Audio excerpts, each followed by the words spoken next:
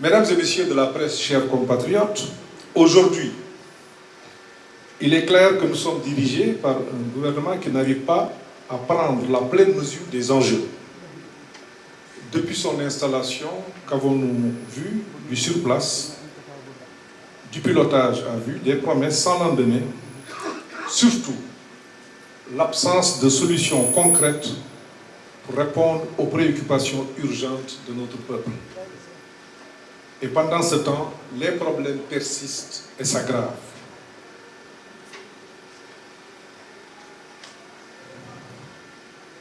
Au lieu de s'attaquer aux vrais défis, aujourd'hui, la menace, l'intimidation et la division sont érigées en principe. Les autorités cherchent à faire taire les voix discordantes plutôt que de rassembler et de construire un avenir commun. Le peuple sénégalais mérite mieux que cela. Le pouvoir ne s'exerce pas dans la peur ou la contrainte. Le pouvoir s'exerce dans le dialogue, la concertation et l'action au service du bien commun.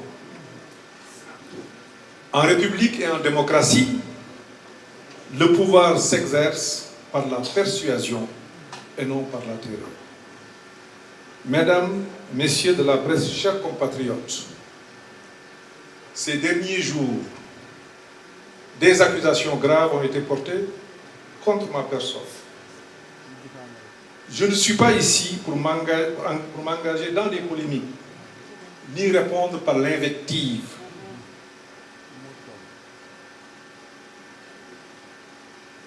Parce que les attentes du pays sont ailleurs. Je dois néanmoins rétablir la vérité, avec sincérité et sérénité, et rappeler les faits, rien que les faits. Tout au long de ma carrière, j'ai toujours servi le Sénégal avec rigueur, transparence et intégrité.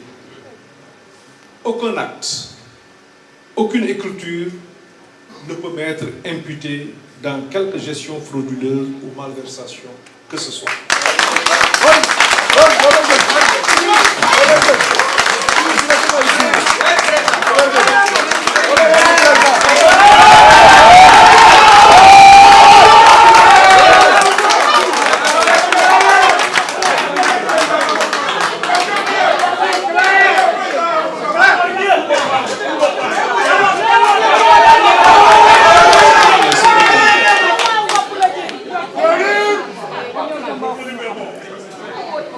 Je dis bien, aucun acte, aucune écriture ne peut m'être imputée dans quelque gestion frauduleuse ou malversation que ce soit. Et je le dis avec foi, fermeté et solennité. Je n'ai jamais été épinglé dans aucun rapport de police. S'il vous plaît. J'ai servi mon pays dans le respect strict des règles de bonne gouvernance. Et je rends grâce à Dieu pour cela. Aujourd'hui, certains m'accusent sans apporter la moindre preuve concrète. Il est facile d'accuser sans fondement, mais la vérité demeure. Je n'ai jamais falsifié les statistiques budgétaires. Et je nourris un doute profond sur la véracité de ces allégations. Il m'a été reproché des faits prétendument couverts par un rapport d'audit sur la période 2019-2023. Je tiens à rappeler une évidence. De 2019 à 2023, je n'étais plus ministre de l'économie et des finances. Mon passage au ministère des Finances s'est terminé le 6 avril 2019. Alors qu'on m'explique comment pourrais-je être tenu pour responsable des faits qui se sont produits à une époque où je n'étais pas aux commandes du ministère des Finances. Ces accusations me semblent sont non seulement infondées, mais sont révélatrices d'une volonté délibérée de nuire ou de désinformer. L'honnêteté intellectuelle et la rigueur devraient être les bases du débat. Ce qui est attendu du gouvernement, c'est de répondre aux besoins du peuple sénégalais et non de se livrer à un jeu de diversion. Je les invite à sortir des querelles et à se concentrer sur l'essentiel, c'est-à-dire gouverner pour le bien de notre pays.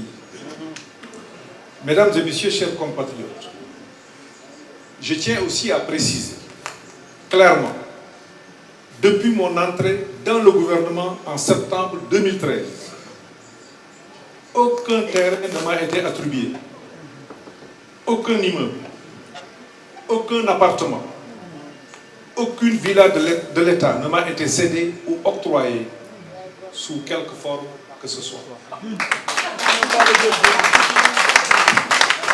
Ces accusations d'accaparement de biens publics me concernant sont injustifiées et relèvent de la pure calomnie et du dénigrement. Je n'ai jamais détourné les biens de l'État, ni failli à ma mission de service public. Dans la position où j'étais et dans l'organisation qu'il y avait au niveau de ce ministère, ce n'était même pas possible. En tant que serviteur de l'État, je n'ai jamais menti au peuple sénégalais, ni cherché à me dérober à mes responsabilités. Ce parcours, je l'ai mené avec honnêteté et j'ai la conscience tranquille. Ces accusations apparaissent dans un contexte particulier, celui de la préparation d'une campagne électorale, où on cherche à semer la confusion et scrutiner ceux qui, comme moi, ont consacré leur vie au service de la nation. Mais je tiens à être clair, rien ne m'empêchera, à part le bon Dieu, d'aller à la rencontre des Sénégalais pour défendre ma vision et mon engagement pour le pays. Je continuerai à travailler avec la même détermination pour notre peuple, avec la foi inébranlable en la transparence et l'intégrité. Je le ferai en respectant l'ensemble des lois et règlements de ce pays. Mesdames et messieurs de la presse, mes chers compatriotes, il est essentiel de rappeler les faits et de dresser un bilan objectif